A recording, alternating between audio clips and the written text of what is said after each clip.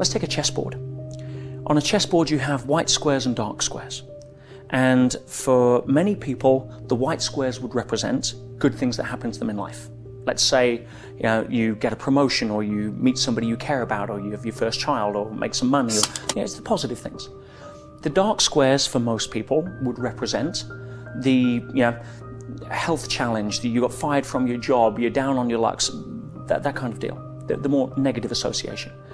Well, let's say our journey through life across that board, we start our first move when we're born, and we get to the end of the board whenever we check out and go to the next game, whatever your belief system. But just before we take a step, somebody covers the board in a sheet. Son of a bitch. Right? And we're like, whoa, hang on a minute. Where do we step? Well, question, what's the chances of only stepping on white squares for the rest of your life? Somewhere below 0. What's the chances of only stepping on dark squares? Same. But if you know that in advance, what does the game become about?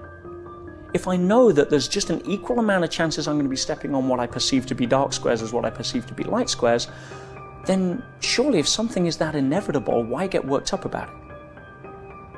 But here's the deeper level of learning from what I've experienced. Who we are as people is made up of something that is intangible. It's the metaphysical. We all know there's two worlds. There's a physical world because we interpret it through the 5 physical senses, and there's a metaphysical world that is beyond the 5 physical senses, but just as real.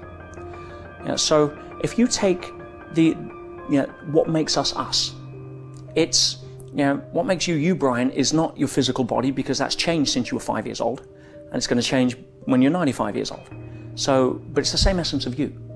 But what makes you you is your hopes, your dreams, your aspirations, your sense of humor, your character, your values, your personality. That's the you that's you. You take that out of you and put it in somebody else, and they become you with a different body. Scary thought for some people. So if the essence of who you are is non-physical, how is that shaped?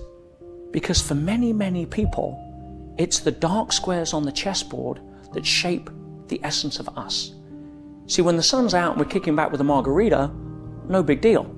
But the best of who you are has to show up when? When it's tested, when the clouds come in, when you're down on your luck, when you look at yourself in the mirror and nobody else is there. That's when the real you gets shaped. And you can either define yourself through it as somebody that becomes greater. Why?